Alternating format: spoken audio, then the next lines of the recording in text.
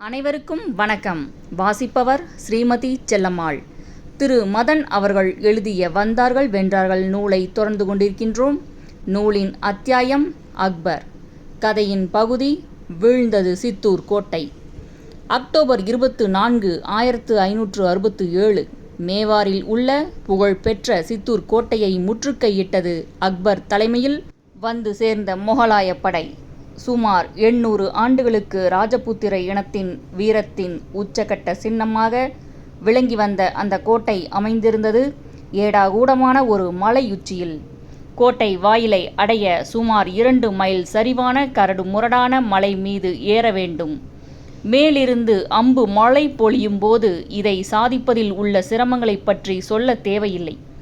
ஆனால் அக்பர் பாதுஷா இந்த கோட்டையை கைப்பற்றியாக வேண்டும் என்பதில் முடிவாக இருந்தார். சித்தூர் கோட்டை ராஜபுத்திர இனத்தின் சுதந்திர உணர்ச்சியை காலம் காலமாக பறைசாற்றிக் கொண்டிருந்ததுதான் முக்கிய காரணம். ராஜபுத்திரர்களின் லட்சிய தலைவராக விளங்கி வந்தார் அதன் அரசர் ராணா உதய்சிங். அக்பரோ முகலாய வம்சத்தின் உன்னதமான தலைவர். இந்த இரு பெரும் தலைகளும் மோதியாக வேண்டியது காலத்தின் கட்டாயமாக போய்விட்டது. ஆனால் நடந்தது என்னவோ ஆன்டி கிளைமாக்ஸ். எல்லாவற்றையும் இழந்து கடைசி ஆளாக நிற்கும் நிலை ஏற்பட்டாலும் சண்டை என்று இறங்கிவிட்டால் பிறகு பின்வாங்காமல் வாளை சுழற்றி போரிட்டு வீர சொர்க்கம் புகுந்தாக வேண்டும் என்பதே ராஜபுத்திரர்கள் வழக்கமாக கொள்ளும் வீர சபதம். ராணா உதய்சிங்கோ சுமார் 7000 வீரர்களை மட்டும் கோட்டையை காக்கும் பணியில் அமர்த்திவிட்டு கோட்டையை விட்டு தப்பிச் சென்று தான் பிறந்த வீர இனத்துக்கு வரலாறு காணாத களங்கத்தை தேடிக்கொண்டார். சித்தூருக்கு தென் மேற்கே 70 மைல் தொலைவில் ஒரு பெரும் ஏரி ஒன்றை உருவாக்கி அதன் நடுவே ஒரு அரண்மனையை ஏற்கனவே கட்டி முடித்திருந்தார் ராணா.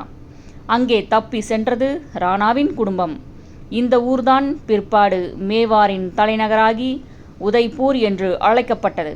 சித்தூர் கோட்டையை பாதுகாக்க பணியில் அமர்த்தப்பட்டிருந்த தளபதிகள் ஜெய்மால் மற்றும் பத்தா சிங். இந்த தளபதிகள் தலைமையில் ராஜபுத்திர படை 4 மாதங்களுக்கு முகலாய படையை கோட்டைக்குள் நுழைய விடாமல் மலையடிவாரத்திலேயே தடுத்து நிறுத்தியது. கடைசியில் அவர்கள் வீரத்தை அக்பரின் நிதானமான சிந்தனையும் போர் தந்திரமும் வெற்றி கொண்டது. எதிர்ப்படும் தாக்குதலை மீறி மலையேறுவதற்காகவே சபாத் என்று அழைக்கப்படும் ஒரு நகரும் கோட்டையை தயாரிக்க செய்தார் அக்பர். கற்கள், மரங்கள் இவற்றை இணைக்க உறுதியான தோள்கள் மற்றும் வரிசையாக ஜன்னல்களோடு கூடிய இந்த சுவருக்கு பின்னால் இருந்து துப்பாக்கிகளையும் பீரங்கிகளையும் இயக்கியவாறு முன்னேறியது முகலாய படை. அவர்களுக்கு முன்னால் ஏதோ பக்கவாட்டில் நகரும் மலைப்பாம்பு போல சபாத்தை மேலும் மேலும் நகர்த்தி கொண்டே சென்றனர் ஆயிரக்கணக்கான முகலாய வீரர்கள். இரவு சூழ்ந்த வேளை. திடீரென்று அக்பருக்கு அதிர்ஷ்டம் அடித்தது. ராஜபுத்திர வீரர்களோடு ஆலோசனை செய்வதற்காக கையில் தீப்பந்தத்துடன் கோட்டை உச்சியில் வந்து நின்றார் தளபதி ஜெய்மால். பாதி மலையை கடந்த நிலையில் யானை மீது அமர்ந்திருந்த முகலாய மன்னரின் கூர்மையான கண்களில் ஜெய்மால் பட துப்பாக்கி சுடுவதில் ஏகமாக தேர்ச்சி பெற்றிருந்த அக்பர் குறிப்பார்த்து இயக்கினார் தன் துப்பாக்கியை. சீறி பாய்ந்து சென்ற ரவை ஜெய்மாலின் நெற்றி பொட்டை துளைத்து அவர் மூளையை சிதற அடித்துவிட்டது. கோட்டை உச்சியிலிருந்து வீழ்ந்தார் அந்த வீர தளபதி. இது கண்ட ராஜபுத்திர படையை திகைப்பும் சோகமும் தாக்க செயலிழந்து நின்றார்கள் சித்தூர் வீரர்கள். அதற்குள் கோட்டை கதவுகளை உடைத்து கொண்டு நுழைந்துவிட்டது அக்பரின் படை. கோட்டை வாயிலை வாளை சுழற்றி கொண்டு வழிமறித்த மற்றொரு தளபதி பத்தா சிங்கும் ஆயிரக்கணக்கான ராஜபுத்திர வீரர்களும் கடைசி வரை போர் புரிந்து வீர மரணம் புகுந்தார்கள். அன்று சூரியன் உதித்தது முகலாய படையின் சார்பில். சரியாக விடியற்காலையில் வீழ்ந்தது சரித்திர பிரசித்தி பெற்ற சித்தூர் கோட்டை. கோட்டைக்குள் நுழைந்தால் மையத்தில் இருந்த அரண்மனையை சுற்றிலும் ஊர்பகுதியில் காக்கையை கூட காணாமல் திகைப்பில் ஆழ்ந்தார் அக்பர். ராஜபுத்திர மக்கள் கோயில்களுக்குள் பதுங்கிக் கொண்டிருப்பதாக தகவல் வந்தது. யானை மீது அமர்ந்திருந்த மன்னர் முகத்தில் கோபம் பரவ குறிப்பறிந்த முகலாயப்படை முன்னேறி பாய்ந்தது. கையில் அகப்பட்ட ஆயுதங்களை எல்லாம் எடுத்துக்கொண்டு வெளியே வந்து அக்பரின் வீரர்களோடு மோதிய ஆயிரக்கணக்கான ராஜபுத்திரர்கள் விண்ணுலகுக்கு அனுப்பப்பட்டார்கள். சுமார் 10,000 பேர் என்று கேள்வி. முழுமையாக தோல்வி அடைந்துவிட்ட செய்தி கேட்ட மாத்திரத்தில் கோட்டைக்குள் இருந்த அத்தனை ராஜபுத்திர பெண்களும் ஒரு சேர தீக்குளித்து உயிர் தியாகம் செய்தனர். பிற்பாடு ரத்னம் போர் கோட்டையையும் கலிஞ்சர் கோட்டையையும் அக்பர் கைப்பற்றிய போது காட்டிய நிதானத்தை சித்தூரை வெற்றி கொண்டபோது அவர் காட்டவில்லை. மொகலாய வீரர்கள் ஈவிரக்கம் இல்லாமல் மக்களை வெட்டி தள்ளினார்கள். ஒருவேளை 4 மாதங்களுக்கு அக்பர் பாதுஷாவை ராஜபுத்திர வீரர்கள் அலைக்கழித்தது அவருடைய கோபத்திற்கு ஒரு காரணமாக இருக்கலாம். தவிர ஏதாவது நிகழ்ந்து சரித்திர பிரசித்தி பெற்ற சித்தூர் கோட்டை தன் கையில் சிக்காமல் தப்பிவிடுமோ என்ற அவசரமும் கவலையும் அக்பருக்கு ஏற்பட்டிருக்கலாம் என்கின்றனர் வரலாற்று ஆசிரியர்கள். பிப்ரவரி 1569 ரத்னம் போர் ராஜா சுர்ஜானா ஹரனும் அதைத் தொடர்ந்து கலிஞ்சர் மன்னர் ராஜா ராம்சந்தும் அக்பருடன் சமாதான உடன்படிக்கை செய்து கொண்டு நண்பர்களாக ஆனார்கள். பிறகு பிகானீர் மன்னரும் ஜெய்சல்மர் அரசரும் அக்பரின் பெரும் பலத்தை புரிந்து கொண்டு புத்திசாலித்தனமாக செயல்பட்டு மாமன்னர்களாக மாறினார்கள். ஆனால் போர் முரசு கொட்டிவிட்டு தப்பியோடிய ராணா உதய்சிங்கை ராஜபுத்திர இனம் மன்னிக்க தயாராக இல்லை. பிற்காலத்தில் ராஜபுத்திர மாவீரர்கள் பதிவேட்டிலிருந்து உதய்சிங் பெயர் நீக்கப்பட்டது. அதற்கு பிறகு எந்த ராஜபுத்திர மன்னரும் சித்தூர் கோட்டைக்குள் நுழைந்து வசிக்கவும் மறுக்கவே சித்தூர் பொழிவிழந்து போனது. தேவையான தருணத்தில் வீரம் காட்ட தவறிய அவமான சின்னமாக போனவர் உதய்சிங் என்று கூச்சத்தோடும் இகழ்ச்சியோடும் ராஜபுத்திர வரலாற்றில் அந்த மன்னர் குறிப்பிடப்பட்டார். அதே சமயம் ஆங்கிலேய வரலாற்று நூலாசிரியர்கள் ராணா உதய்சிங் குறித்து ராஜபுத்திரர்கள் சற்று அதிகமாக ஓவர் ரியாக்ட் செய்கிறார்கள். ஒரு படையை கோட்டையில் இருத்திவிட்டு பின்வாங்கி பதுங்குவது எந்த தளபதியும் செய்யக்கூடிய ஒன்றுதான். தன் இனம் பூண்டோடு அழிவதை தடுக்க வேண்டி ராணா அப்படி ஒரு முடிவை எடுத்திருக்கக்கூடும். தவிர சித்தூர் கோட்டை ஆஹா ஓஹோ என்று புகழப்பட்டாலும் அது ஒன்றும் கைப்பற்றவே முடியாத கோட்டை அல்லவே. முன்பு அலாவுதீன் கில்ஜியும் பிறகு குஜராத் அரசர் பகதூர் ஷாவும் சித்தூர் கோட்டையை வெற்றிகரமாக தன்னகப்படுத்தியதை நாம் மறக்கக்கூடாது என்று மாற்று கருத்தை தெரிவிக்கின்றனர். முன்பு மத்திய பிரதேச ராணி துர்காவதியுடன் மோதி பிறகு அக்பரோடேயே தகராறு செய்து மன்னிப்பு பெற்ற ஆசஃப் கானை சித்தூர் கவர்னராக்கிவிட்டு ஆக்ரா திரும்பினார் அக்பர். வந்த கையோடு தான் மேற்கொண்ட ஒரு பிரார்த்தனையை நிறைவேற்ற ஆஜ்மீர் பயணித்து அங்குள்ள குவாஜா மொய்னுதீன் சிஸ்டி என்னும் மகானின் கல்லறைக்கு சென்று வணங்கினார் மன்னர். சில காலமாகவே ஆண்டுதோறும் அந்த மகானின் கல்லறைக்கு சென்று பிரார்த்தனை செய்வது அக்பருக்கு வழக்கமாய் இருந்தது. அதைத் தொடர்ந்து ஆக்ரா அருகே உள்ள சிக்ரி என்னும் கிராமத்தில் வசித்து வந்த ஷேக் சலீம் சிஸ்டி என்னும் மகானை தரிசிக்க பாத யாத்திரையாக சென்றார் அக்பர். பல பெண்களோடு திருமணம் நடந்து ஆண்டுகள் ஓடியும் வாரிசு இல்லாத குறை மன்னர் மனதை வாட்டிக் கொண்டிருந்தது. வயது என்னவோ 27 தான். குறிப்பாக பிரச்சனை ஏதுமில்லை. மனைவிகள் பலமுறை கர்ப்பம் தரித்தும் எல்லாமே குறை பிரசவம். சில குழந்தைகள் பிறந்து இறந்தன. எதிலும் தோல்வி அடையாமல் வாழ்ந்த அக்பர் இந்த குறைப்பிரசவ பிரச்சனையை வெல்ல முடியாமல் தவித்தார். பல நிமிடங்கள் தியானத்தில் இருந்த மகான் சலீம் சிஸ்டி கண்களை திறந்து எதிரே மண்டியிட்டு கவலையுடன் அமர்ந்திருந்த அக்பரை பார்த்து கீழ்கண்டவாறு சொன்னார். பாதுஷா அவர்கள் கவலைப்பட வேண்டாம். யாரேனும் ராணி கர்ப்பம் தரித்தவுடன் குழந்தை பிறப்பதற்கு சில மாதங்களுக்கு முன் அவர் இந்த கிராமத்துக்கு வந்து தங்க வேண்டும். பிரசவம் இங்கேயே நிகழும். மன்னருக்கு பெருமை சேர்க்கும் வகையில் நீண்ட ஆயுளுடன் கூடிய வாரிசு பிறக்கும். அதேபோல ஆகஸ்ட் 30, 1569 அக்பரின் ஒரு மனைவிக்கு ஜெய்ப்பூர் மன்னரின் மகள் அவர். ஓர் அழகான குழந்தை சிக்ரி கிராமத்தில் பிறந்தது. மகானின் நினைவாக சலீம் என்று பெயரிடப்பட்ட இந்த மகன்தான் பிற்பாடு ஜஹாங்கீர் என்ற பெயரோடு அக்பருக்கு பிறகு மகுடம் சூட்டிக்கொண்டவர். அதேபோல சிக்ரி கிராமத்துக்கு 1570ஆம் ஆண்டு இன்னொரு ராணி வந்து தங்கி அக்பரின் 2வது மகனை பெற்றெடுத்தார். அவர் முராத். மறுபடியும் அதே கிராமத்தில் 1572 3வது மகன் தானியேல் பிறந்தார். முதல் மகன் சலீம் பிறந்த உடனேயே மகிழ்ச்சியில் பூரித்து போன அக்பர் 1569 ஆக்ரா அருகே சிக்ரி கிராமத்தில் ஒரு புதிய அற்புதமான நகரை உருவாக்கினார். பதேபூர், அதாவது வெற்றி நகரம் என்று அழைக்கப்பட்ட இது அக்பரின் மொகலாய சாம்ராஜ்யத்தின் தலைநகராக ஆனது. பதேபூர் அரண்மனை பற்றி பிற்பாடு. முன்பே 1563ஆம் ஆண்டில் மதுரா நகருக்கு ஒருமுறை அக்பர் வருகை தந்தபோது அங்கே கிருஷ்ணர் கோயிலுக்கு வெளியூர்களிலிருந்து வரும் பக்தர்களுக்கு குறிப்பிட்ட தொகை வாரியாக விதிக்கப்படுகிறது என்று கேள்விப்பட்டு திகைத்து உடனே அந்த வரி விதிப்பை நீக்கினார் அக்பர். நாட்டில் முஸ்லிம்கள் அல்லாதவர்களுக்கு விதிக்கப்பட்டு வந்த ஜிசியா என்னும் வரியையும் ரத்து செய்ய ஆணை பிறப்பித்தார் அக்பர். நான் எல்லோருக்கும் பொது, இந்து முஸ்லிம் யாவரும் என் குடிமக்களே என்று அறிக்கையும் விட்டார் மன்னர். அதோடு நாட்டில் மற்ற மதங்கள் சம்பந்தமான பண்டிகைகள் கோலாகலமாக கொண்டாடவும் அனுமதி வழங்கப்பட்டது. அரண்மனையில் இந்து ராணிகள் தீபாவளியையும் மற்ற இந்து பண்டிகைகளையும் உற்சாகமாக கொண்டாட ஆரம்பித்தனர். அரசர் அணிந்த விதவிதமான தலைப்பாகைகளில் இந்து டர்பன்களும் இடம்பெற்றன. சில சமயம் பண்டிகை சமயங்களில் நெற்றியில் இந்துக்கள் இட்ட குங்குமத்தை கூட அழிக்காமல் வளைய வந்து இஸ்லாமிய குருமார்களுக்கு தர்ம சங்கடம் ஏற்படுத்தினார் அக்பர்.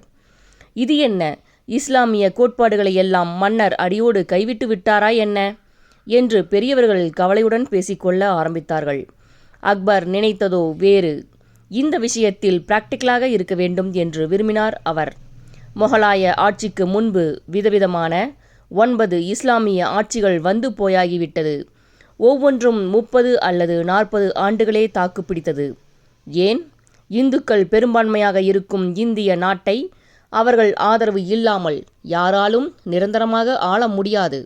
அச்சம் ஏற்படுத்தி அவர்களை மாற்றிவிடவும் முடியாது. அன்பு ஒன்றால் மட்டுமே ஆட்கொள்ள முடியும். இதுவே அக்பர் தரப்பு விளக்கம். இந்த கோட்பாட்டை வெற்றிகரமாக பின்பற்றுவதற்கான துணிவும் பலமும் செல்வாக்கும் அக்பர் பாதுஷாவுக்கு இருந்தது என்பதை குறிப்பிட வேண்டும். போலித்தனம் இல்லாமல் சக்கரவர்த்தி கடைபிடித்த இந்த அணுகுமுறை காரணமாக பல ராஜபுத்திர வீரர்களும் அறிஞர்களும் மன்னருக்கு நெருக்கமானார்கள். தோடர்மால், பகவன்தாஸ், பீர்பால், மான்சிங் போன்ற அமைச்சர்களும் தளபதிகளும் மிகுந்த விசுவாசத்துடன் பாதுஷாவிடம் பணியாற்றி சாம்ராஜ்யத்திற்கு பெருமையும் புகழும் கம்பீரமும் சேர்த்தார்கள். இதெல்லாம் ஒரு புறம் நல்லபடியாக நடந்தாலும் தப்பியோடிய சித்தூர் மன்னர் உதய்சிங் அக்பரை சக்கரவர்த்தியாக ஏற்றுக்கொள்வதாக இல்லை. தன் தலைநகரை இழந்து அவமானப்பட்டாலும் அக்பர் பாதுஷாவுக்கு மன்னிப்பு கடிதம் கூட அனுப்பாமலேயே சில ஆண்டுகள் கழித்து இறந்தார் அவர். மார்ச் 3, 1572 இந்த சித்தூர் மன்னருக்கு வாரிசாக பிறந்த ராணா பிரதாப் சிங் அக்பருக்கு ஏற்படுத்திய பிரச்சனைகள் சொல்லி மாளாதவை. என் தந்தைக்கு ஏற்பட்ட களங்கத்தை போக்குவேன். ராஜபுத்திர மானத்தை காக்க கடைசி மூச்சு வரை போராடுவேன். என் வீரம் கண்டு என் தாயின் மார்பகத்தில் மறுபடியும் பால் பெருமிதத்துடன் பூரித்து கொப்பளிக்க வேண்டும் என்று உணர்ச்சிகரமாக முழங்கிய ராணா பிரதாப் சிங் அக்பருக்கு எதிராக ஓர் அதிரடிப்படையை திரட்டிக்கொண்டு களத்தில் குதித்தார். இந்த புரட்சி வீரருக்கு அப்போது நாடு என்று சொல்லிக்கொள்ள ஒன்றுமே இல்லை என்பது குறிப்பிடத்தக்கது. அப்படியும் ராணா பிரதாப் நிகழ்த்திய கொரில்லா போர் மொகலாயர்களுக்கு பெரும் மைக்ரேயின் தலைவலியாக அமைந்தது. உச்சகட்டமாக ஏப்ரல் 1576 மான்சிங் தலைமையில் வந்து சேர்ந்த பெரும் மொகலாய படையோடு நேரடியாகவே மோதினார் ராணா பிரதாப் சிங். அக்பரின் பிரதான தளபதியான மான்சிங் தாக்குதலை சமாளிக்க முடியவில்லை.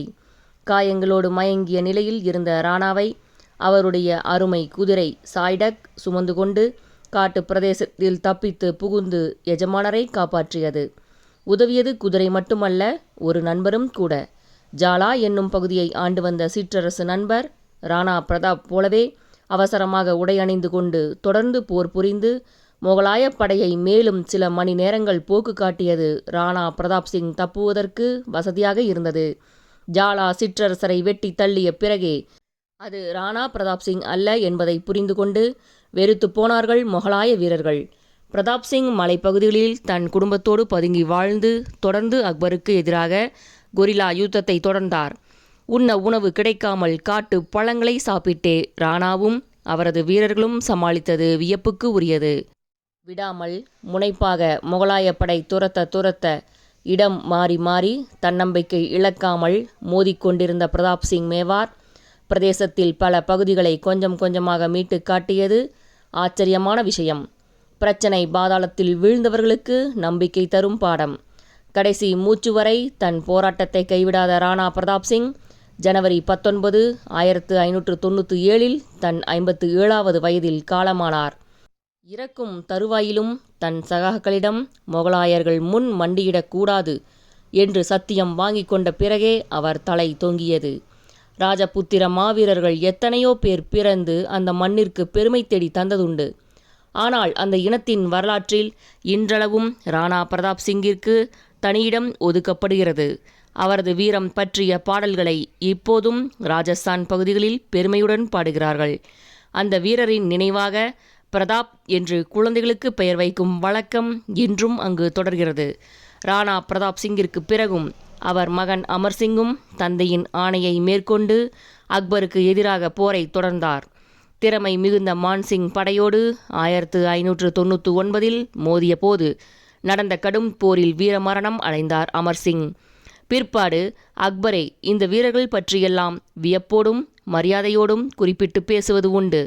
தவிர சித்தூர் கோட்டையை பாதுகாத்து வீழ்ந்த தளபதிகள் ஜெய்மால், பக்தா சிங் இருவருடைய நினைவாக யானை மீது அவர்கள் அமர்ந்திருப்பது போல சிலைகள் செய்து ஆக்ராவில் நிறுவினார் அக்பர் பாதுஷா. அதுதான் அக்பர். கதையின் அடுத்த பகுதி வெற்றி நகரம். திடீரென்று பரபரப்படைந்தது ஆக்ராவிலிருந்து 35 கிலோமீட்டர் தொலைவில் உள்ள அமைதியான சிக்ரி கிராமம். ஆயிரக்கணக்கான சிற்பிகளும் கட்டட வேலையாட்களும் அங்கே வந்து குவிந்தனர். 100 கணக்கில் கட்டடக் கலைஞர்கள் வந்து சேர்ந்தனர். அக்பரின் நேரடியான மேற்பார்வையில் ஒரு வித்தியாசமான அழகுமிக்க புதிய தலைநகரம் சிக்ரியில் பிரம்மாண்டமாக உருப்பெற்றது. இந்த புதிய தலைநகரத்திற்கான வேலைகள் மளமளவென்று தொடங்கிய 2 ஆண்டுகளில் குஜராத்தில் குழப்ப நிலை வெடிக்கவே அக்பர் ஒரு படையுடன் வெகு வேகமாக குஜராத் எல்லைக்குள் புகுந்து அதை முடிவாக முகலாய ஆட்சிக்கு உட்படுத்திவிட்டு திரும்பினார். குஜராத் வெற்றியை கொண்டாடும் வகையில் புதிய தலைநகருக்கு ஃபதேபூர், அதாவது வெற்றி நகரம் என்று பெயரிட்டார் பாதுஷா. வளம் பொருந்திய குஜராத் மாநிலம் முகலாய சாம்ராஜ்யத்தின் நிதி நிலைமையை பல மடங்கு பெருக்கியது. அக்பரின் பிரதம அமைச்சரான தோடர்மால் குஜராத்தில் தங்கி நிலங்களை அளந்து பங்கிட்டு வரிகளை நிர்ணயித்ததன் மூலம் தொடர்ந்து ஆண்டுதோறும் 50 லட்சம் ரூபாய்க்கு குறையாமல் கஜானாவுக்கு வரவு. புதிய தலைநகரம் வேகமாக கட்டி முடிக்கப்படுவதற்கு குஜராத்திலிருந்து மூட்டை மூட்டையாக வந்த பணம் பெரிதும் பயன்பட்டிருக்க வேண்டும். ஆக்ராவிற்கு 10 கிலோமீட்டர் தொலைவில் ஒரு உல்லாச நகரம் ஒன்றையும் கட்டினார் அக்பர் என்று வரலாற்று குறிப்புகள் தெரிவிக்கின்றன. அங்கே உருவான அக்பரின் மாளிகையை ஒட்டி ஒரு விளையாட்டு அரங்கம் கூட இருந்ததாகவும், அதில் குதிரை ரேஸ் போல அரேபிய நாய் ரேஸ், மல்யுத்தம், போலோ அதாவது குதிரையில் அமர்ந்து ஹாக்கி, அதுபோன்ற பல விளையாட்டுக்களை மன்னர் நடத்தியதாக கூறப்படுகிறது. போலோ விளையாட்டில் குதிரைகளின் கழுத்து பகுதியில் நீண்ட மரக்கட்டையில் தீப்பந்தங்களை இணைத்து இரவு நேர போலோ போட்டியையும் அக்பர் நடத்தியது உண்டு, அதாவது ஃப்ளட் லைட் மேட்ச். நாகர்சின் என்று அழைக்கப்பட்ட அந்த உல்லாச நகரம் இருந்ததற்கான சுவடே இன்று இல்லை. பிற்பாடு ஜஹாங்கீர், ஷாஜஹான் கட்டிய கோட்டைகளுக்காக நாகர்சின் அரண்மனை அக்குவேறு ஆணிவேராக பிரித்தெடுக்கப்பட்டிருக்க வேண்டும். ஆனால் ஃபதேபூர் சிக்ரி கச்சிதமாக விட்டது விட்டபடியே இன்றளவும் காட்சி தருகிறது. இந்த தலைநகரம் உருவாகும் முன்பு இடத்தை பார்வையிட வந்த அக்பர் மகான் சலீம் சிஸ்டியின் ஆசி பெற சென்றபோது அந்த ஞானி தன் குடிலுக்கு வெளியே ஒரு பாறையில் அமர்ந்திருந்ததாகவும், அது கண்ட அக்பர் முழு அரண்மனையையும் ரெட் சாண்ட் ஸ்டோன் என்று அழைக்கப்படும் அந்த வகை பாறைகளை உபயோகித்தே கட்ட முடிவெடுத்ததாகவும் கேள்வி. ஜெய்ப்பூர், குவாலியர் அரண்மனைகளை பார்த்து கவரப்பட்ட அக்பர் அதே ஸ்டைலில் சிற்பிகளை கொண்டு தன் அரண்மனை பகுதியில் பல மாளிகைகளை உருவாக்கினார். அங்குள்ள ராணி ஜோத்பாய் மாளிகை, பீர்பால் இல்லம், பஞ்சமஹால் போன்றவற்றில் இந்திய கட்டடக்கலைதான் தலை தூக்கி நிற்கிறது. இங்குள்ள திவானிகாஸ் மாளிகையில்தான் அக்பர் தினந்தோறும் தர்பார் நடத்துவது வழக்கம். மாளிகைக்குள் மையத்தில் உயர்ந்து நிற்கும் தூண் மீது அமைக்கப்பட்ட வட்ட வடிவமான பிளாட்பாரத்தில் பாதுஷா அமர்வார். ஒவ்வொரு மூலையிலிருந்தும் வெவ்வேறு இலாக்கா அமைச்சர்கள் பால்கனிகள் வழியே நடந்து வந்து மன்னரிடம் அன்று விவாதிக்கப்பட வேண்டிய விஷயங்கள் பற்றி தெரிவிப்பார்கள்.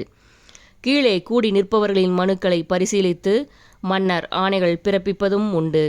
மற்றபடி கலை, மதம், தத்துவம் சம்பந்தமான சுவையான விவாதங்களும் பட்டிமன்றங்களும் அங்கே நடைபெறும். அக்பரின் கவனமான மேற்பார்வையில் ஆயிரக்கணக்கானவர்கள் 10 ஆண்டுகள் உழைத்து உருவாக்கிய இந்த அழகிய நகரம் முகலாய சாம்ராஜ்யத்தின் தலைநகராக இருந்தது 15 வருடங்களுக்குத்தான் என்பது வரலாற்று ஆச்சரியங்களில் ஒன்றாகும். திடீரென்று அக்பர் ஆக்ராவிற்கே தன் தலைநகரை மாற்றிக்கொண்டதற்கான உண்மையான காரணத்தை இன்று வரை யாராலும் சொல்ல முடியவில்லை. சில வரலாற்று ஆசிரியர்கள் தண்ணீர் பற்றாக்குறை என்று குறிப்பிடுகிறார்கள். ஆனால் இன்றளவும் சிக்ரி கிராமத்தில் ஏராளமான நீர் ஊற்றுகளும் கிணறுகளும் உள்ளதால் மன்னர் வெளியேற வேறு ஏதோ தனிப்பட்ட காரணம் இருந்திருக்க வேண்டும் என்கின்றனர் சிலர்.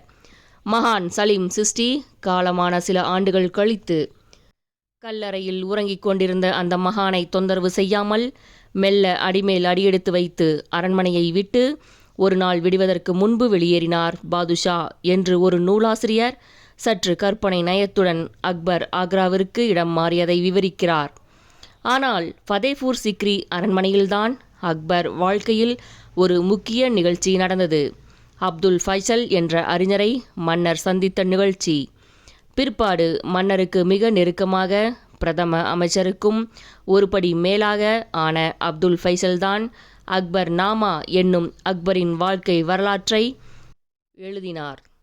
அது ஆங்கில மொழிபெயர்ப்பு, 2506 பக்கங்கள். கூடவே அக்பர் ஆட்சி அமைப்பு பற்றிய நுணுக்கமான விவரங்கள் அடங்கிய அயன்-இ-அக்பரி நூலை எழுதியவரும் அவரே. இது 1482 பக்கங்களை கொண்டது.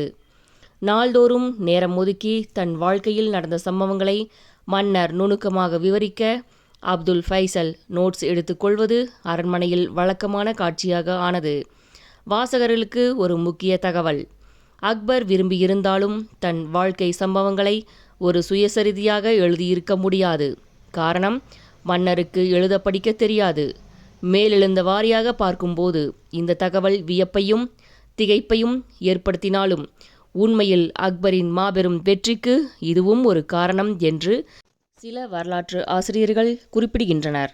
குழந்தையாக இருந்தபோது ஓரிரு ஆண்டுகள் அக்பருக்கு ஆரம்ப கல்வி போதிக்கப்பட்டது என்றும் பிறகு இளவரசர் படிப்பதை விட்டுவிட்டார் என்றும் தகவல். பிற்பாடு எல்லா பிரச்சனைகளையும் குழப்பமில்லாமல் தெளிவாக எடை போடவும் பிரதிநிதிகளை கொண்டு பிராக்டிக்கலாக செயல்படவும் அக்பரால் முடிந்தது என்றால் அதற்கு அக்பர் படிக்காததே காரணம் எனவும் கூறப்படுகிறது. பல்வேறு துறைகளை சேர்ந்த அறிஞர்கள் கலை, கவிதை, தத்துவம் என்று எடுத்துக்கொண்டு விவாதிப்பதை கூர்ந்து கேட்டு ஒருவரி விடாமல் கிரகித்து கொள்ளும் திறமையும் பிரமிப்பூட்டும் அளவு ஞாபக சக்தியும் அவருக்கு வந்து சேர்ந்தது. எந்த ஒரு விஷயத்தை பற்றியும் பல்வேறு கருத்துக்களை உடனுக்குடனே கேட்டதால் ஒரு முடிவுக்கு வருவதும் மன்னருக்கு சுலபமாக இருந்தது. ஆக மொத்தம் கல்லாமை எந்த விதத்திலும் அக்பர் பாதுஷாவுக்கு ஒரு பிரச்சனையாகவே அமையவில்லை என்று கூறலாம். இத்தனைக்கும் அக்பரை படிக்க வைக்க முயற்சிகள் ஹிமாயூன் எடுக்காமல் இல்லை. பல டியூஷன் மாஸ்டர்கள் வந்து போனதுதான் மிச்சம். அக்பருக்கு புறா வளர்த்து பழக்குவது எப்படி என்று சொல்லிக் கொடுத்ததாக குற்றம் சாட்டி ஒரு ஆசிரியரை வேலையை விட்டு நீக்கினார் ஹிமாயூன். உண்மையில் ஆசிரியருக்கு புறாக்களிடம் ஈடுபாடு ஏற்படுத்தியவர் இளவரசர் அக்பர்தான் என்பது பிற்பாடுதான் ஹிமாயூனுக்கு தெரிய வந்தது. ஒட்டகம் மீது அமர்ந்து வெகு வேகமாக ஓட்டுவது, 2 யானைகளை மைதானத்தில் மோதவிட்டு ஒரு யானைக்கும் இன்னொரு யானைக்குமாக தாவி தாவி பாய்வது, உப்பரிகையில் இருந்து குதிரை மீது குதித்தமர்ந்து சவாரி செய்வது, ஏக காலத்தில் 2 கைகளிலும் வாட்களை ஏந்தி போரிடுவது, இப்படிப்பட்ட விளையாட்டுகளிலேயே இளம் பருவத்தை கழித்தவர் அக்பர். நான் ஒரு போர் வீரன், போரிட்டு சாம்ராஜ்யத்தை விஸ்தரிப்பது மட்டுமே என் வேலை, அதற்கு ஏன் எழுத படிக்க தெரிந்திருக்க வேண்டும் என்று கண் சிமிட்டியவாறு அக்பர் பாதுஷா சில சமயங்களில் குறிப்பிடுவது உண்டு. ஆனால் புத்தகங்கள் என்றால் சக்கரவர்த்திக்கு உயிர். அவர் லைப்ரரியில் இருந்த புத்தகங்களின் மொத்த எண்ணிக்கை 24,000. பல அறிஞர்களின் கையெழுத்து பிரதிகளுக்கு ஓவியர்களை விட்டு படங்கள் வரைய செய்தார் அக்பர். வேற்று மொழி நூல்களை மொழிபெயர்க்கவும் அவற்றுக்கு டிசைன், ஓவியம் வரைந்து கச்சிதமாக பைண்ட் செய்யவும் நூற்றுக்கணக்கானவர்களை பணியில் அமர்த்தியிருந்தார் மன்னர். ஃபதேபூர் சிக்ரியில் இதற்காக ஒரு பெரிய அலுவலகமே இயங்கியது. அங்கேதான் அறிஞர் பாதானி ராமாயணம், மகாபாரதம் போன்ற நூல்களை பாரசீகத்திற்கு மொழிபெயர்த்தார். இப்ராஹிம் சிர்ஹிண்டி என்ற அறிஞர் அதர்வன வேதத்தை கூட பாரசீக மொழியில் தயாரித்தார் என்றால் பார்த்து கொள்ளலாம். இத்தனைக்கும் நடுவில் பாதுஷா இன்று குடித்த பானங்கள் என்ன, சுவைத்த விருந்து என்ன, அந்த புறத்தில் மன்னர் செலவிட்ட நேரம், செய்த உடற்பயிற்சிகள், யார் யார் வந்தார்கள், யார் யார் போனார்கள், சதுரங்க விளையாட்டில் வென்றவர் யார், மன்னர் படிக்க சொல்லி கேட்ட புத்தகம், ரசித்த ஓவியம், இப்படி சின்ன சின்ன தகவல்களை கூட அக்பர் நாமாவில் விடவில்லை அப்துல் ஃபைசல். அதேபோல அக்பர் ஒருவேளைதான் சாப்பிடுவது வழக்கம். இரவில் பலகாரம்தான். சமையலறையிலிருந்து டைனிங் டேபிளுக்கு வருவதற்குள் 3 இடங்களில் சக்கரவர்த்தியின் மெய்க்காவலர்கள் உணவை ருசி பார்ப்பார்கள். விஷம் ஏதேனும் கலந்திருந்தால் என்ன செய்வது? காஷ்மீரிலிருந்து தினமும் படகுகளில் பிரம்மாண்டமான ஐஸ் கட்டிகள் அரண்மனைக்கு வந்தன. அக்பர் குடிநீராக பயன்படுத்தியது கங்கை நீரைதான். போன்ற குட்டி குட்டி தகவல்கள் கூட ஐன்-இ அக்பரியில் உண்டு. அக்பர் பாதுஷா பார்ப்பதற்கு எப்படி தோற்றமளித்தார்? சராசரி உயரம், கோதுமை நிறம், கருவிழிகள், சற்று அடர்த்தியான கம்பீரமான புருவங்கள் கொண்டவர் சக்கரவர்த்தி. அவருக்கு அழகான முகம் என்று சொல்ல முடியாது. ஆனால் மொத்தமான ஒரு அழகு அவரிடம் குடிகொண்டிருந்தது. பரந்து விரிந்த மார்பும் நீண்ட கரங்களும் கொண்டிருந்தார் அவர். மன்னரின் மூக்கின் கீழே இடது நாசி துவாரத்திற்கு வெகு அருகில் பளிச்சென்று ஒரு மச்சம் உண்டு. இது ரொம்ப அதிர்ஷ்டம் என்றார்கள் ஜோதிடர்கள். உரத்த குரலில் பேசுவார் பாதுஷா. பேசும்போது முகத்தில் மிகுந்த ஆர்வம் தெரியும். உரையாடும் போதும் எதையேனும் விவரிக்கும் போதும் கைகள் அங்கும் இங்கும் மலைப்பாயும். ஜாலி மூடில் இருக்கும்போது நிறைய ஜோக் அடிப்பார் அக்பர் பாதுஷா. உள்ளே நுழையும் அமைச்சர்களையெல்லாம் தமாஸ் செய்தவாறு வரவேற்பார். மேற்கண்டவாறு சக்கரவர்த்தியை விவரிப்பவர் அப்துல் ஃபைசல் அல்ல, அவரது மகனும் வாரிசுமான ஜஹாங்கீர். இவ்வளவு பொறுமையாக தந்தையின் பர்சனாலிட்டியை வர்ணிக்கும் ஜஹாங்கீர், அக்பர் தன்னிடம் பொறுமை இழந்து வாழ்க்கையே வெறுத்து போகும் அளவிற்கு நடந்து கொண்டது தனி கதை. கதையின் அடுத்த பகுதி தீன் இலாஹி, இந்தியாவின் தேவை. இன்றளவும் இந்திய குழந்தைகளுக்கு மிகவும் பரிச்சயமான பீர்பால் அக்பரின் அரசவையை அலங்கரித்த மிக முக்கிய பிரமுகர்களில் ஒருவர். ஏழ்மையான பிராமண குடும்பத்தில் பிறந்த இவருடைய நிஜ பெயர் மகேஷ் தாஸ். பீர்பால் பிற்பாடு வந்து நிலைத்து போன புனைப்பெயரே. பீர்பால் நட்பு அக்பருக்கு கிடைத்தது எதேச்சையானது என்று கூறப்படுகிறது. நிஜமோ பொய்யோ, இருவருக்கும் இடையே நிகழ்ந்த முதல் சந்திப்பு படிக்க சுவையானது. பட்டத்திற்கு வந்து சில ஆண்டுகளான சமயம், ஒரு நாள் அக்பர் பாதுஷா தன் மெய் காவலர்களுடன் காட்டில் வேட்டையாடிவிட்டு திரும்பும்போது இரவு சூழ்ந்துவிட திரும்பிச் செல்ல வழி தெரியாமல் காட்டில் அக்பர் சற்று அலையும்படியாக நேர்ந்துவிட்டது. குதிரையில் அமர்ந்து குழப்பத்தோடு போய்க் கொண்டிருந்த அக்பரின் பார்வையில் ஒரு வழியாக பாதை ஒன்று புலப்பட்டது. அது வழியே உரக்க பாடிக்கொண்டு வந்தார் ஒடிசலான ஓர் இளைஞர். அவரை மெய்க்காவலர்கள் நிறுத்த, அக்பர், உங்கள் பெயர் என்ன என்று விசாரித்தார். மகேஷ் தாஸ். தங்கள் பெயர் என்று இளைஞர் பதிலுக்கு கேட்க, பாதுஷாவுடன் இருந்தவர்கள் சக்கரவர்த்தியுடன் பேசிக் கொண்டிருக்கிறாய் என்று இளைஞரின் அருகே சென்று பரபரக்க, கையமர்த்திய பாதுஷா, என் பெயர் அக்பர், இந்துஸ்தானின் அரசர் நான். காட்டில் எங்களுக்கு வழி தவறிவிட்டது. ஆக்ரா போக வேண்டும். இந்த பாதை எங்கே போகிறது என்று வினவினார். மகேஷ் தாஸ். அதுதான் பீர்பால் ஒரு புன்னகையுடன், பாதை எங்கும் போகாது, அது இருக்கிற இடத்தில்தான் இருக்கும். சக்கரவர்த்தியாகவே இருந்தால் கூட போக வேண்டிய இடத்திற்கு நாம் தான் போயாக வேண்டும் என்றார். இந்தியாவின் முதல் கடி ஜோக் அடித்தவர் பீர்பாலாக இருக்குமோ என்று சந்தேகமாக இருக்கிறது. அக்பர் டென்ஷன் முழுதும் விலகி வாய்விட்டு சிரித்தார். விசிட்டிங் கார்டு அப்பொழுது புழக்கத்தில் இல்லாததால் இலச்சனை மோதிரத்தை பீர்பாலுக்கு அளித்து தன்னை ஆக்ரா வந்து பார்க்குமாறு சொல்லிவிட்டு சென்றார் சக்கரவர்த்தி. அதன்படியே பிற்பாடு ஆக்ரா சென்ற பீர்பால் கடைசி வரை அரசரின் உயிர் தோழராகவும் ஆலோசகராகவும் வாழ்ந்தார். பிரதம தளபதிகளில் ஒருவராகவும் உயர்ந்தார் என்பது குறிப்பிடத்தக்கது. அரண்மனைக்குள் வெற்றிலை, பாக்கு, புகையிலை மெல்லும் பழக்கத்தை கொண்டு வந்தவர் பீர்பால் என்று சொல்லப்படுகிறது. வெற்றிலையை சுண்ணாம்பு விரலோடு மெல்ல நெருடிய வண்ணம் அவர் சொல்லும் சுவையான கதைகளையும் தமாஷாக புனையும் கவிதைகளையும் அக்பர் பாதுஷா உற்சாகத்துடன் ரசிப்பார். ஒரு முறை அக்பர், இது என்ன பழக்கம் பீர்பால்? இந்த வெற்றிலையையும் புகையிலையையும் கழுதைகள் கூட தொடுவதில்லை என்பது உமக்கு தெரியுமா என்று கிண்டலடிக்க, கழுதைகள்தான் தொடுவதில்லை என்று பீர்பாலிடமிருந்து பளிச்சென்று பதில் வந்தது. ஓர் ஏழை தொழிலாளியை பீர்பால் காப்பாற்றிய சுவையான நிகழ்ச்சியும் உண்டு. அதிகாலை ஒரு நாள் படுக்கையிலிருந்து எழுந்த சக்கரவர்த்தி சோம்பல் முறித்தவாறு உப்பரிகைக்கு வந்து நிற்க, கீழே யமுனை நதிக்கரை ஓரமாக துணி துவைத்து கொண்டிருந்த சலவை தொழிலாளி ஒருவர் அண்ணாந்து பார்த்தார். பார்த்தவர் துணிகளை அப்படியே கீழே போட்டுவிட்டு பரவசத்துடன் கைகளை உயர்த்தி கும்பிட்டு, பாதுஷா என்று குரல் கொடுத்தார். ஒரு புன்னகையுடன் தலையசைத்த அக்பர் பிறகு குளித்துவிட்டு தொழுகை முடித்து தர்பாருக்கு செல்லும்போது வாயிற்படிகளில் கால் தடுக்க கட்டை விரல் நகம் லேசாக பெய்ந்து சற்று ரத்தம். கூட இருந்தவர்கள் பதைபதைத்து போனார்கள். நம் உயிரினும் மேலான மன்னருக்கு இப்படி ஒரு விபத்தா? இன்று காலை பாதுஷா யார் முகத்தில் விழித்தார்களோ என்று பதறிய வண்ணம் சில பிரமுகர்கள் பாய்ந்து மண்டியிட்டு தங்கள் உடையிலிருந்து பட்டு துணிகளை கூட கிழிக்க துவங்கினார்கள். விரலுக்கு பேண்டேஜ் கட்ட. சலவை தொழிலாளியின் முகத்தில் விழித்ததை பேச்சுவாக்கில் அக்பர் சொல்ல, அரசவை ஜால்ராக்கள் சிலர் அந்த துரதிருஷ்டம் பிடித்த ஆளுக்கு குறைந்தபட்சம் 50 கசையடிகளாவது தந்தால்தான் மனம் ஆறும் என்று கோரஸாக குரல் கொடுத்தார்கள். விரைந்து சென்ற மெய்க்காவலர்கள் சிலர் என்ன ஏது என்று புரியாமல் விழித்த அந்த ஏழையை இழுத்து கொண்டும் வந்துவிட்டனர். கன நேரத்தில் இவையெல்லாம் நிகழ்ந்துவிட மன்னருக்கே ஒரு நிமிடம் என்ன செய்வது என்று புரியவில்லை. கதறிக்கொண்டிருந்த அந்த தொழிலாளியின் மனைவியிடம் யாரோ, உடனே பீர்பாலை போய்ப்பார், அவரால் தான் உன் கணவரை காப்பாற்ற முடியும் என்றனர். ஓடிச் சென்று பீர்பால் காலில் விழுந்து அழுதார் அந்த பெண்மணி. விஷயம் கேட்டு திகைத்து போன பீர்பால் அரசவைக்கு விரைந்தார். அங்கே நடுங்கி அழுதவாறு அந்த ஏழை நின்று கொண்டிருக்க, அக்பர் பாதுஷாவின் அருகில் சென்று நின்ற பீர்பால் கலுக் என்று சிரித்தார். எதற்கு இந்த சிரிப்பு பீர்பால் என்று புருவம் உயர்த்தி கேட்டார் அரசர். ஒன்றுமில்லை மன்னா, இந்த ஏழை சலவை தொழிலாளியின் முகத்தை அதிகாலையில் பார்த்த பாதுஷாவுக்கு கால் விரலில்தான் லேசான காயம். விடிந்தவுடன் தங்கள் முகத்தை பார்த்த அவருக்கு கிடைக்கப் போவதோ 50 கசையடிகள்.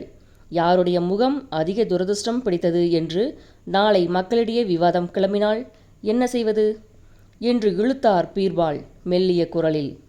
குபீர் என்று சிரித்த அக்பர், இந்த அசட்டுத்தனத்தை நிறுத்துங்கள் என்று குரலை உயர்த்தி ஆணையிட்டதோடு நிறுத்தி கொள்ளாமல், விடியற்காலையில் தன் முகத்தை பார்ப்பவர்கள் அதிர்ஷ்டம் செய்தவர்கள்தான் என்பதை நிரூபிக்க ஏழைக்கு தங்க நாணயங்களும் அளித்து அனுப்பினார் என்பது கதை.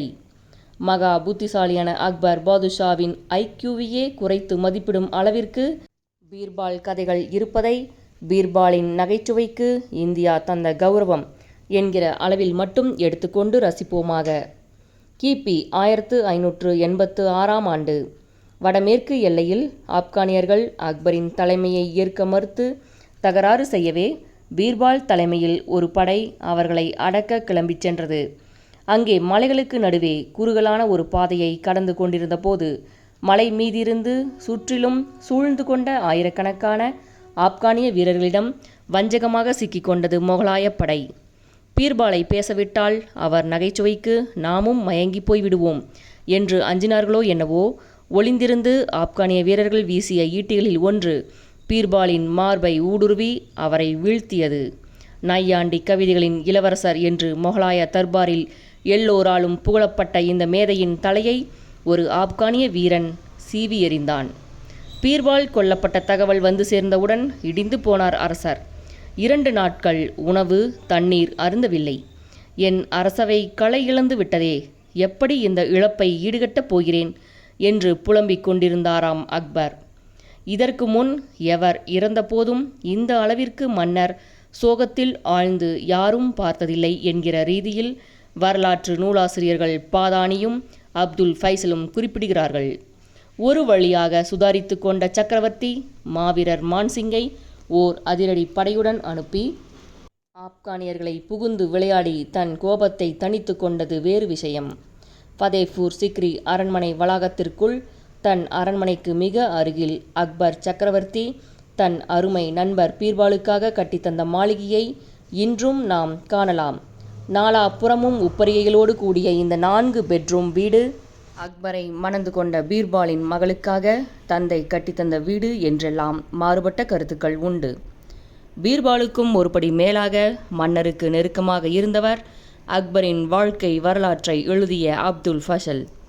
இஸ்லாத்திலிருந்து உருவான சூஃபியிசம் என்கிற எதிலும் சாராத மிகுந்த சுதந்திர மனப்பான்மை கொண்ட பிரிவைச் சேர்ந்த அப்துல் ஃபசல் பெரும் அறிஞர் மட்டுமல்ல, அக்பரிடம் மிகவும் துணிவாக தன் கருத்துக்களை எடுத்துச் சொல்லும் ஒரு விசுவாசி.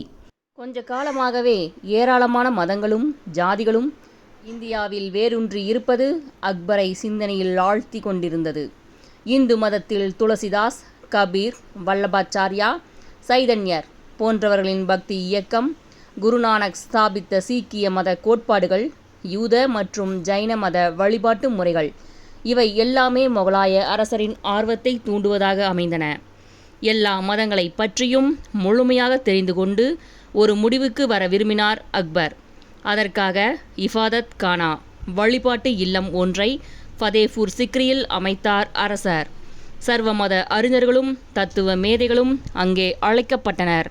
பாபர் ஆட்சியின் போதே 1526ஆம் ஆண்டிலேயே கோவாவில் காலூன்றி இருந்த போர்ச்சுகீசிய கிறிஸ்தவ பாதிரியார்களும் ஸ்பெஷலாக வரவழைக்கப்பட்டனர். ஃபதேபூர் வழிபாட்டு இல்லத்தில் தொடர்ந்து மத சம்பந்தமான விவாதங்கள் நடந்தன.